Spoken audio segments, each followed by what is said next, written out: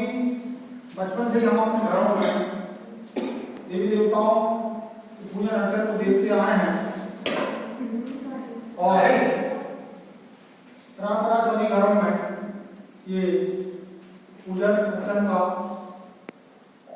क्रम चलता है। तो हमारे यहाँ तो हम लोग सदियों से इस बात को मानते चले आए हैं कि विद्या देने के लिए माँ सरस्वती जी देवताओं की तरफ से निश्चित है। देवताओं की ओर से माँ सरस्वती जी को विद्या की देवी के रूप में इस संसार सागर में भेजा गया है। तो आप लोग निश्चित रूप से इसको अपनी दिनचर्या में सम्मिलित कर रहे हैं तो शायद बहुत बेहतर होगा। क्यों? हमारी जो दिनचर्या है हम उसको सूर्य के उदय के साथ ही प्रारंभ कर देते हैं और यदि हम लोगों ने हमारे बचपन में देखा, हम लोग तो आपकी तरह छोटे छोटे बच्चे थे, तब हमने भी अपने जीवन में महसूस किया है कि जिसकी दिनचर्या जैसी होगी वो वैसा ही बनकर चला जाएगा। तो ये माता पिता की जवाबदारी तो है ही है।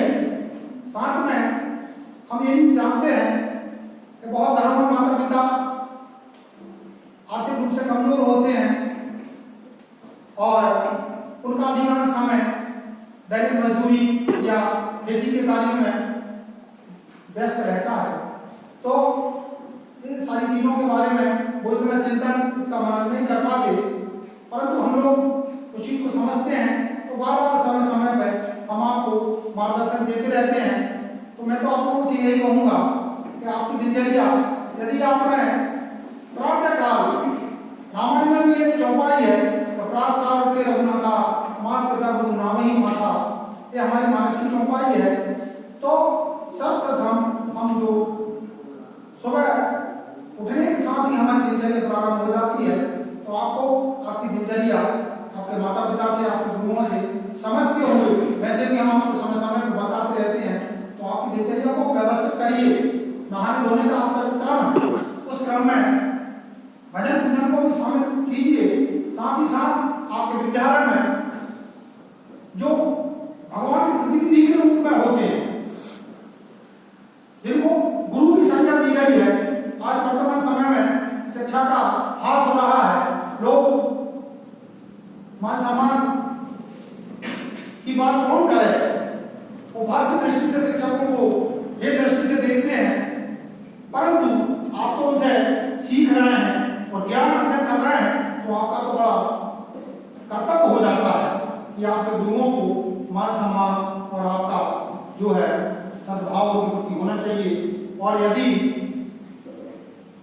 आपका सम्मान आपके जितने भी गुरु है टोटल, हम किसी एक की बात नहीं करते, आपको पढ़ाने वाले हैं ना वो किसी भी रूप में हो, इसका मतलब ये नहीं है आपको पढ़ा रहा है, आपको विद्या दे रहा है, तो ये आपके गुरु है और गुरुओं के प्रति आदर और सम्मान की भावना होना चाहिए। और हमने तो ये भी पढ़ा है, पंचके दूसरे परमेश्वर बोलता है, हमने ये भी पढ़ा है किताबों में कि जब पंचके दूसरे परमेश्वर बोल सकता है तो क्या गुरु के रूप में भगवान के मुख से बोल नहीं सकते क्या? इस बार अपना ज्ञान मां सरस्वती अपना ज्ञान उनके मुख से नहीं दे सकती आपको। तो मैं आपसे ये कहना चाहता हूँ कि वर्तमान समय में जो आपके गुरु है वो भी ईश्वर के प्रतिनिधि के रूप में उनको मानो। आपका क्या जा रहा है मानने में? हम तो पत्थरों की पूजा करने वाले हैं, मंदिरों में भगवान को किसी ने नहीं देखा, भगवान का दर्शन हम लोग उसी रूप में करते हैं जिस रूप में वो मूर्ति के रूप में हमारे मंदिरों में विराजमान है।